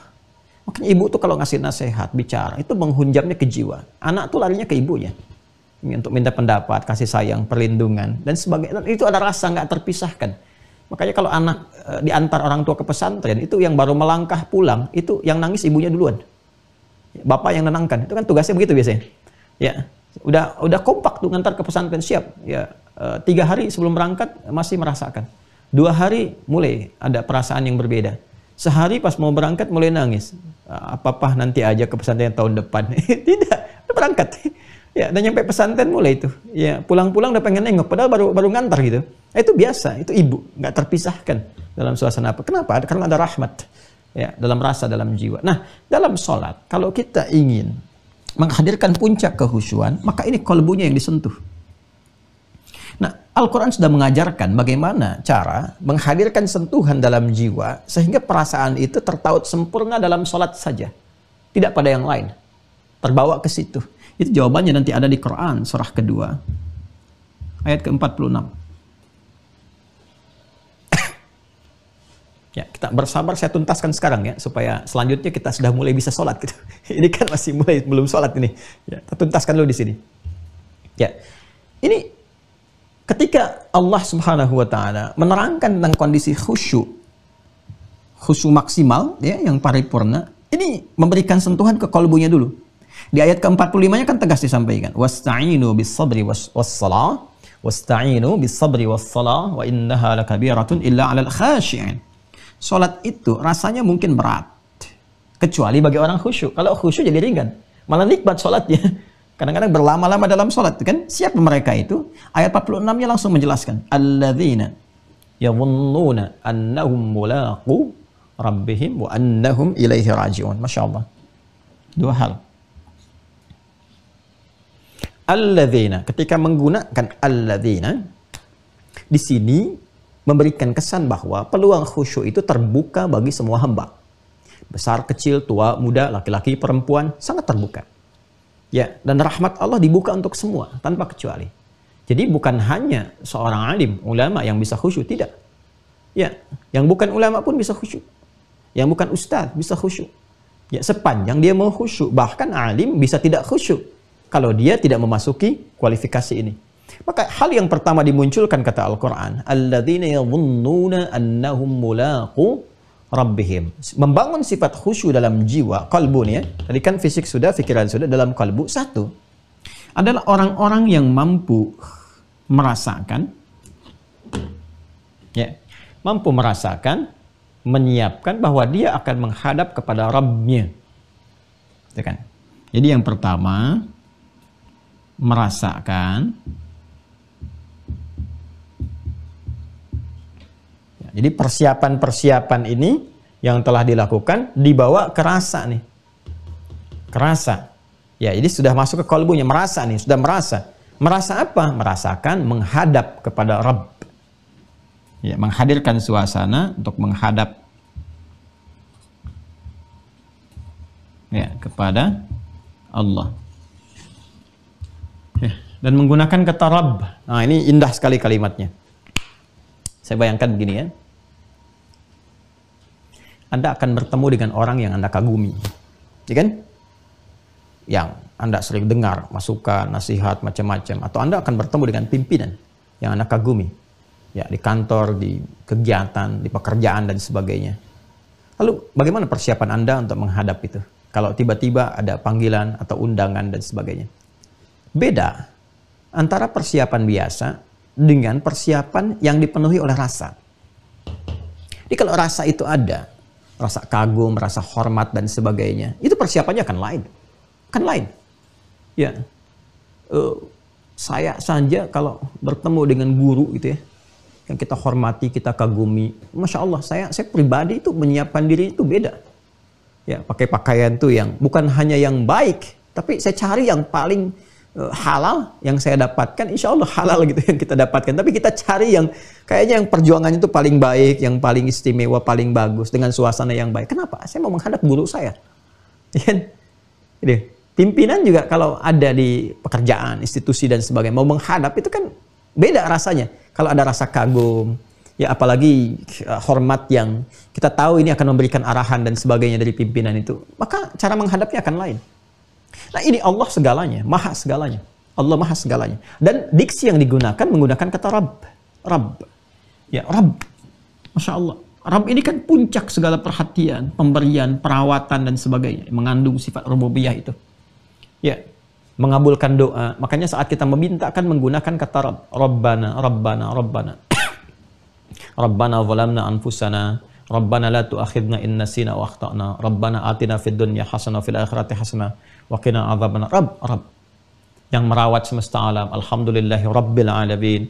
Yang kita memiliki perjanjian dan komitmen, alastu bi rabbikum qalu bala syahidna. Itu yang digunakan kata-kata itu. Supaya memberi kesan apa? Kata Allah itu, kamu sekarang akan menghadap kepada yang selama ini merawat kamu. Ya kan? Menyehatkan kamu, menyembuhkan kamu saat sakit. Mengabulkan apa yang mau kamu minta, memenuhi hajatmu. Nah, rasakan itu, ini rasa, bukan fikirkan, rasakan itu. Ya, kok bisa menghadap kepada manusia yang belum tentu mengabulkan hajat, walaupun telah berdandan, persiapan begitu tinggi. Sekarang kepada yang telah menunggu Anda, dan memberikan waktu Anda untuk menghadap, sehari itu bisa 5 kali, yang pokok itu pun diwajibkan harus menghadap. Supaya dikasih solusi. Selebihnya bebas. Di luar itu silahkan kapan aja minta. Di waktu duha silahkan, di malam hari tahajud silahkan. Itu Menggunakan kata Rabb. Seharusnya kalau itu diterima dengan bahasa kolbu, itu sangat menyentuh kepada jiwa. Harusnya menyentuh kepada jiwa. Ini saya menghadap kepada yang telah memberikan segalanya untuk saya. Bahkan manggilnya pun luar biasa, ditegaskan dalam iqamah kan. Ya Allahu Akbar, syahadu an la ilaha illallah, syahadu anna Muhammadar Rasulullah. Syahadu an la ilaha illallah, syahadu anna Muhammadar Rasulullah. Itu kan komitmen pertama rububiyah kita dalam kandungan. Ya, yang Quran surah ke-7 ayat 172 itu. Wa idh akhadha rabbuka min bani adama min zuhurihim dzurriyyatahum wa asyhadahum syahadat ala anfusihim alastu bi rabbikum rabb qalu bala syahidna. Makanya kalau orang sadar itu, merasakan dengan jiwanya sepenuhnya dan mendengar syahadu an la ilaha illallah, itu bisa dia terpaku. Ya, kayak di penutup surat An-Naba itu, begitu di akhirat semua berbaris. Ya, illa la yatakallamuna illa man adzina lahu rahman. Ya, enggak ada yang bicara, enggak ada yang semua berbaris, khusyuk, merasakan sifat itu. Nah, di dunia itu kita berlatih berbaris saf ka'annahum bunyanun marsus dan seterusnya. Ya, itu ke dalam jamaah. Itu kalau dengar itu, orang yang bisa merasakan tuh, ya Allah, kurang pengabdian nih. Nuntut banyak rahmat, nuntut banyak pengabulan, nuntut banyak minta ini itu. Sementara dikasih belum disyukuri. Belum disyukuri udah minta yang lainnya. Ya dosa saya Allah, banyak salahnya. Dan kita mendengar syahadu an la ilaha illallah, syahadu anna Muhammadar Rasulullah. Ada kerinduan pada Rasulullah SAW. Cek lagi keadaan diri kita. Hayya 'alas shalah, yuk siap salat. Hayya 'alal falah, untuk kebahagiaan kamu. Bukan untuk memberatkan kamu, untuk kesuksesan kamu. Itu kalau dihadirkan dalam jiwa kita, tunduk kita. Disentuh pertama kali, lalu ditutup dengan kalimat yang indah. Wa annahum ilaihi raji'un. Balik ke Quran surah kedua ayat 46. Alladzina yadhunnuna annahum mulaqu rabbihim wa annahum ilaihi raji'un. Itu. Ya kan, kalau sudah dengar kata raji'un itu yang terbayang citra di benak kita itu satu titik. Berpulang. Dan mereka ya pasti akan berpulang kepada Allah. Nah, ini dia. Rasakan dalam sholat itu, ya mungkin kita juga bukan sekedar menghadap, tapi menghadap untuk selamanya, berpulang kepada Allah Subhanahu wa Ta'ala. Meninggal. Ya. Itu yang menjadikan Rasulullah SAW ya pernah memberikan isyarat kepada imam ketika berbalik sebelum menunaikan sholat, berbalik ke jamaah dulu, melihat, dan di antara kalimat isyaratnya itu kan apa? Sallu salatan muwadda'. Sallu salatul muwadda'. Ya, salatlah kalian semua.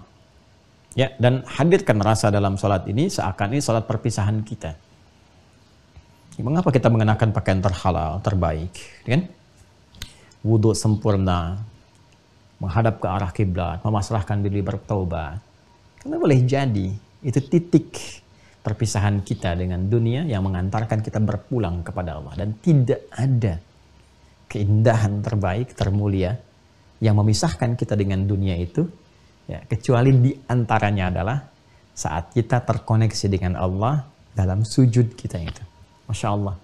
Ya, dalam rukuk kita, dalam sholat kita, itu keadaan terindah. Di antara keadaan terindah yang mengiringi kepulangan seseorang dalam keadaan husnul khatimah. Itu. Jadi rasakan dalam sholat. Jadi kalau ada malas-malas dan sebagainya, rasakan ini mungkin saya meninggal saat ini. Ya. Kan adzan itu kan panggilan, dipanggil. Yang panggil siapa? Allah lewat suara muadzin. Mungkin dipanggil untuk selamanya. Ya, Bapak X dipanggil Allah, itu sudah berpulang. Nah, kita ini 5 kali diingatkan, hei kamu kan nggak tahu di titik mana kamu pulang. Maka itu perbaiki keadaan jiwa.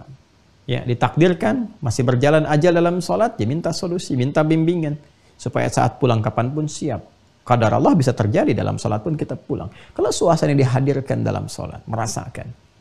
Ya, itu akan beda. Taubatnya akan berbeda, istighfarnya akan lain, tasbihnya akan lain, tahmidnya akan lain.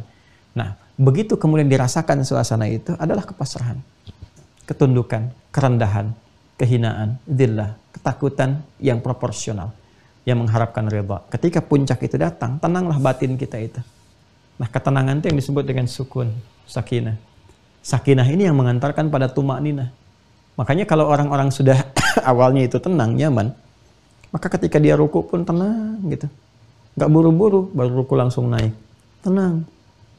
Itulah tumakninah. Ketenangan yang dilahirkan dari kehusyuan dalam proses ibadah. Nah, ini pengantarnya. Ya, karena itu dianjurkan imam itu sebelum memulai sholat tuh menghadap dulu, dilihat dulu sambil iqamat. Ya, saya di Tripoli itu diajari oleh syekh-syekh kami itu ya pengajaran praktikal secara langsung.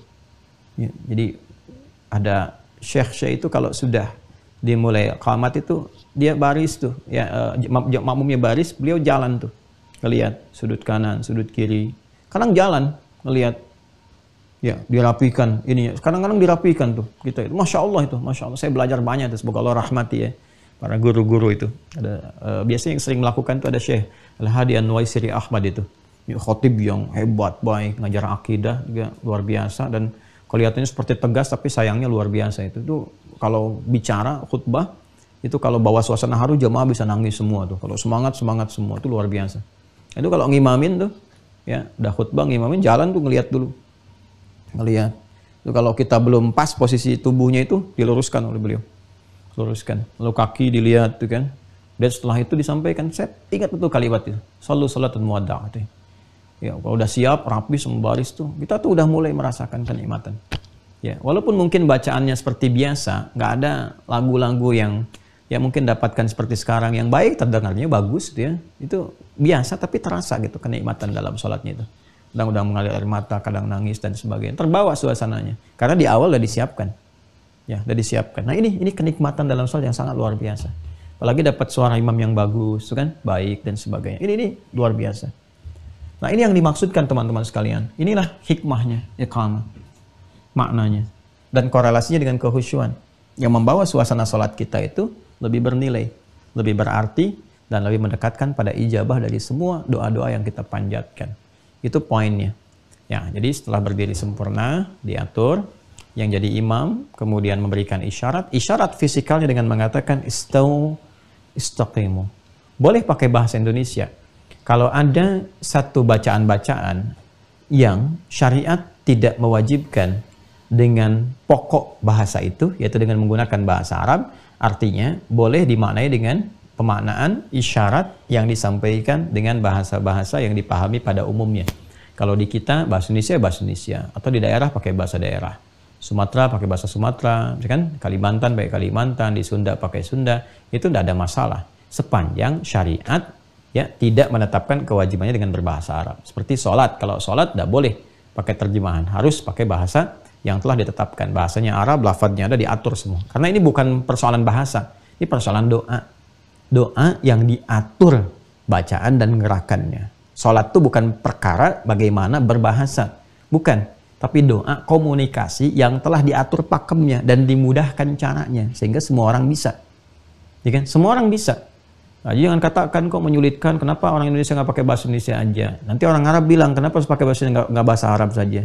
Semua orang bilang begitu. Maka Allah hadirkan lewat petunjuk melalui pengajaran Rasulullah, dibimbing nih, kasih pakem yang begini, caranya begini, bacaannya begini, yang semua orang bisa melakukannya.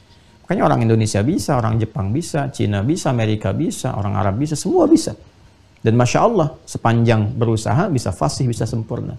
Nah ini, siapkan, istau, istaqimu, karena ini bahasanya maknawi, menggunakan isyarat, maka boleh menggunakan bahasa kita. Bapak Ibu tolong luruskan ya safnya. Ya, luruskan, rapatkan dengan baik, rasakan, ya kita akan menghadap saat ini pada Allah Subhanahu wa Ta'ala. Dan boleh jadi ini sholat yang terakhir yang kita tunaikan. Karena itu mohon rasakan kehusyuan dalam jiwa kita. Berbalik deh, terus lihat siapa yang sholat. Supaya bisa memetakan surat apa yang dibaca sesuai dengan keadaan makmumnya. Itu yang demikian tuh nyaman. Ya, nyaman. Nah, tapi kalau adzan, iqamat, nggak boleh terjemahkan bahasa pokoknya. Quran nggak boleh. Ya walaupun ada terjemahan, dibacanya tetap pakai bahasanya apa? Bahasa Arab ya. Ya, karena itu dalam pembicaraan kita pun menyebut surat-surat itu akan terangkat kemuliaan keistimewaannya dan pengaruh dari kata-kata itu ketika disebutkan dengan bahasa aslinya. Al-Baqarah, kesannya lain. Ada getaran ke jiwa. An-Nisa, Ali Imran, An-Namal, An-Nahl. Lain. Beda kalau Anda misalnya dengan teman bicara, sedang murajaah surat apa? Sapi betina. Kamu apa? Surat semut. Lain tuh. Jadi kejiwanya nggak ada sentuhan-sentuhan tersendiri. Nah ini bahasa sholat langsung menggunakan bahasa pokok pakemnya. Adzan demikian, Quran demikian. Tapi kalau di luar pakem-pakem itu, ya yang Nabi memberikan isyarat dengan bahasanya yang maknawi sifatnya, silahkan disampaikan dengan sifat yang memahamkan. Jelas ya? Nah, ini yang coba kita tuntaskan di pertemuan hari ini sehingga kita bisa mulai ke praktek sholat. Nah, inilah teman-teman kurang lebih 5-6 episode muqaddimah pengantar sholat yang saya harus memaksa diri untuk menyampaikan supaya memberikan pengantar pada suasana berbeda saat menunaikan sholat dengan pelajaran-pelajaran yang dimaksudkan itu. Ada satu gambaran-gambaran lain yang menguatkan jiwa kita sehingga hanya terpaut kepada konsentrasi sholat kita saja yang diisi konsentrasi itu dengan nilai-nilai kekhusyuan. Saya kira itu yang bisa diuraikan di kesempatan kali ini sehingga kita bisa memulai bab selanjutnya ke persiapan-persiapan praktikal sholat. Saya sedang merenungkan akan 3 hal utama. Yang pertama adalah karena ini sudah masuk kepada bulan Rajab dan nanti saya sediakan klip video tersendiri untuk memberikan gambaran singkat tentang Rajab ini. Tapi secara singkatnya adalah selain ini adalah bulan pengantar evaluasi awal yang menyiapkan kondisi Ramadan kita. Dan nanti puncak persiapannya masuk di bulan berikutnya Sya'ban sehingga Ramadan itu bisa maksimal. Saya sedang merenungkan untuk bisa memulai pembahasan tentang bab-bab terkait Ramadan dimulai dari Rajab, Sya'ban dan mengikutinya sehingga nanti bab terkait sholat ini saya akan pisahkan dengan video tersendiri yang disiapkan. Nah, sehingga pembekalannya barangkali akan lebih terasa menguat sesuai dengan keadaan dan kebutuhan-kebutuhan kita. Ini yang pertama. Kemudian yang kedua, penting untuk saya terangkan juga bagi teman-teman yang telah tergabung, tidak bosan saya ingatkan dengan Mira, diaktifkan akunnya. Ya, supaya nanti hal-hal yang spesifik yang kira-kira bisa dibincangkan, diperdalam, dikuatkan sesuai kurikulum. Karena mengaji yang telah masuk ke sistem itu terkurikulum. Nah, saya tidak ingin kurikulum itu hanya selintas-selintas dipahami, tapi betul-betul dipahami dengan baik, ya, dengan sempurna insya Allah, dan bisa dipraktekkan. Nah, itu tidak memungkinkan kecuali dilakukan pengayaan, dengan dikirimkan beberapa referensi, dicek pemahaman, sampai terakhir nanti saya akan mengonfirmasi. Ya, misal dari kitab nanti ada yang Anda juga bisa pegang, nanti baca, Anda baca, saya simak sehingga benar bacaan dan sebagainya. Ya, itu juga terjadi nanti ya, termasuk di mungkin perangkat-perangkat offline dari yang telah kita siapkan. Dan yang kedua, masih di poin yang kedua, bagi teman-teman yang berniat untuk bergabung, nah, masuk ke Wah Corner itu untuk mendapatkan paket Anda yang Anda butuhkan. Di pembelajaran Mira sendiri tidak ada sedikit pun biaya yang kami mintakan, bahkan Zoom dan sebagainya juga kita tanggung sepanjang kita bisa menanggungnya. Tapi kalau ada sesuatu yang kiranya bisa berjamaah, saya akan sampaikan peluangnya kayak bangun pesantren dan yang lainnya, ya. Tapi untuk ini izinkan diawali kami yang mempersiapkan saja dulu, ya. Tapi untuk paket karena kebutuhan Anda menulis dan sebagainya, dan kita dari situ bisa perbanyak juga aspek-aspek yang lain. Anda masuk ke Wah Corner, dapatkan paketnya, tapi jangan keliru, itu ada paket Mira. Ada e-book. E-book itu nanti kumpulan bacaan-bacaan berupa buku, tapi bukan terkait dengan Mira. Nah, ini ada yang kadang-kadang mau daftar Mira, yang didapatkannya e-booknya. Sedangkan sistemnya itu sudah terkoneksi. Jadi kalau Anda masuk ke Mira, itu langsung masuk ke sistem Mira. Ke pendaftaran, ke nomor, ke registrasi. Tapi kalau Anda ke e-book, Anda nggak akan masuk ke sistem Mira. Jadi dapatnya paket buku saja gitu. Ya, ini saya perhatikan kemarin di admin. Ada beberapa yang saya lihat masukan, saya cek, saya klarifikasikan kata admin, wah ini Ustadz salah ini masuknya. Ya, kalau salah masuk kan ini jadi nggak terdata di sistemnya. Ya, jadi tolong diperbaiki itu. Barangkali yang belum tersambung itu karena salah mendapatkan paket, bukan salah paketnya sebetulnya, salah Anda masuk ke ruangnya gitu ya. Nanti dikoreksi di situ, disampaikan kepada admin untuk diperbaiki atau Anda silahkan dapatkan karena itu berbeda. Kalau e-book itu buku-buku panduan-panduan kehidupan yang beragam. Kalau Mira hanya untuk Mira saja, kurang lebih ada 3 ya, kalau nggak salah 3 ya untuk Mira itu. Nah, ini hanya tinggal, saya lihat kemarin 200 ya, tinggal 200, mungkin sekarang sudah berkurang. Jadi kalau sudah selesai, ya kita akan tutup sehingga fokus kepada yang 10.000 dulu, dan saya akan support untuk aktifkan akun, mungkin via Zoom.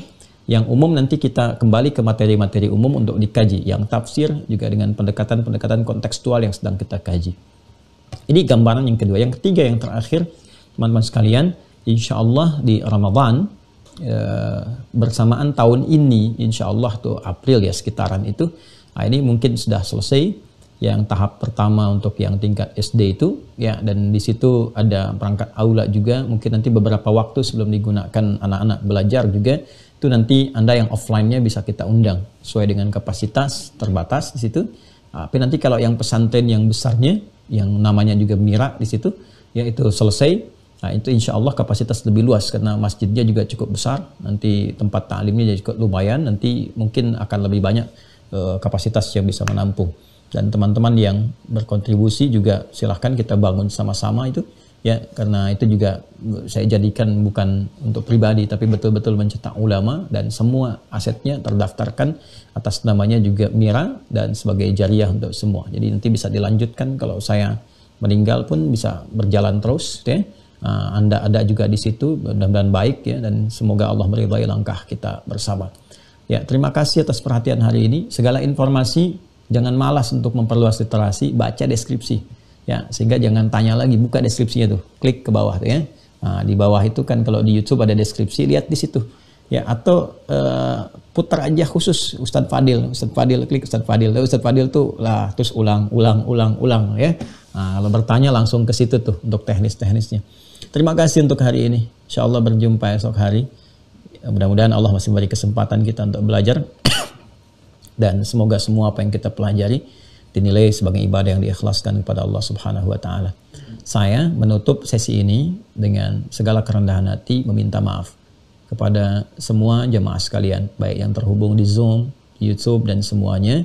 Mengawali hari ini, semoga Allah Subhanahu wa taala mengampuni kita semua. Saya sekali lagi minta maaf hal-hal yang menyinggung, hal-hal yang tidak tepat yang disampaikan, kata-kata yang mungkin diterima kurang bijak. Tapi sepanjang apa yang saya rasakan, semua insya Allah ditujukan untuk perbaikan. Tidak ada penekanan-penekanan tertentu untuk merendahkan atau juga hal-hal yang negatif. Semua niat-niat yang kami tujukan dirasakan sepenuhnya, dirasa untuk berusaha memperbaiki. Kalau caranya kurang tepat, mohon dimaafkan. Ya kalau tidak berkenan, mohon juga dilapangkan. Dan semua kita pada akhirnya akan kembali kepada Allah yang Maha menentukan. Allahumma taqabbal minna innaka antas sami'ul alim wa tub 'alaina innaka antat tawwabur rahim. Allahumma tubna ilaika ya Allah, tubna ilaika taubatan anta ta'lamu juhdana ya arhamar rahimin fit taubati anta ta'lamu sirrana ya Allah ya arhamar rahimin wa ilaniyatina wa ala niyyatana ya rabbal alamin. Rabbana atina fid dunya hasanah wa fil akhirati hasanah wa qina adzabannar. Allahumma barik lana ya Allah fi kulli umurina wa fi amrina wa fi kulli ashhurina wa shuhurina wa ayyamina. Barik lana fi Rajab hadha ya Allah wa barik lana fi Sya'ban alladhi ya arhamar rahimin. Allahumma barik lana fi Ramadanina wa balighna Ramadanina ya arhamar rahimin bi rahmatika wa ridhaka ya rabbal alamin. Wa sallallahu ala sayyidina Muhammad wa ala alihi wa sahbihi ajma'in. Subhanakallahumma bihamdika nashhadu an la ilaha illa anta nastaghfiruka wa natubu ilaik. Wa akhiru da'wana alhamdulillahi rabbil alamin. Assalamualaikum warahmatullahi wabarakatuh.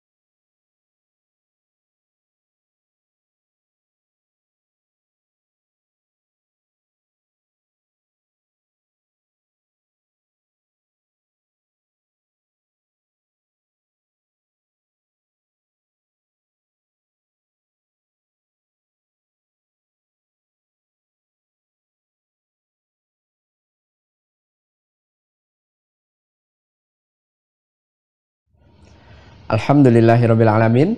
Jazakumullahu khairan kasiran pada guru kita semua, Ustadz Dr. Adi Hidayat LCMA.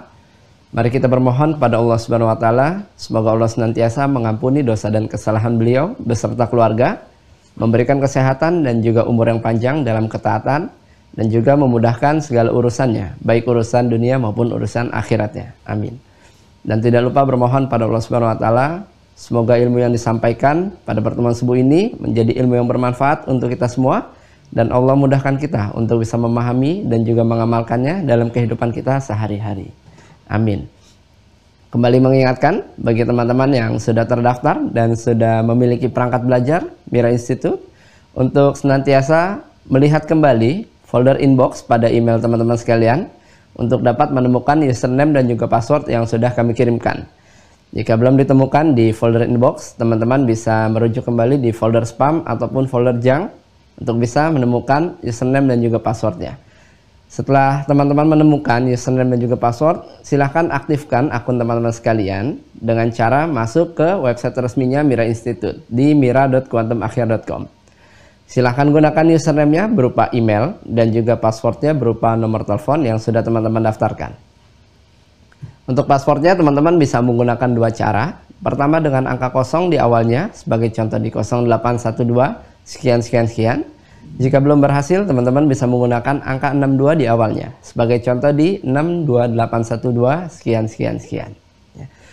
Silahkan masuk. Setelah masuk, lengkapi data diri teman-teman sekalian dan juga upload foto profil teman-teman sekalian agar data teman-teman bisa terbaca oleh sistem kami dan teman-teman bisa menikmati setiap fitur-fitur yang sudah disajikan di website resmi Mira Institute.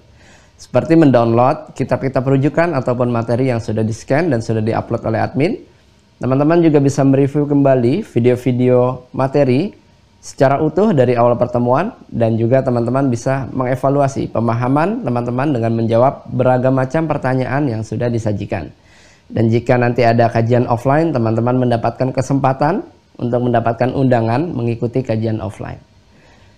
Dan bagi teman-teman yang berada di luar negeri yang ingin tergabung menjadi mahasantri di Mira Institute, teman-teman bisa menghubungi nomor admin Mira Institute khusus luar negeri. Silahkan disimpan nomornya seperti yang sudah tertera pada layar teman-teman sekalian. Dan secara umum yang ingin terdaftar dan tergabung menjadi mahasantri di Mira Institute, silahkan masuk ke website yang sama di mira.quantumakhir.com. Silakan tekan tombol daftar, maka teman-teman akan masuk ke aplikasi Waha Corner. Atau bisa mendownload langsung aplikasinya di Google Play Store, silahkan cari Waha Corner.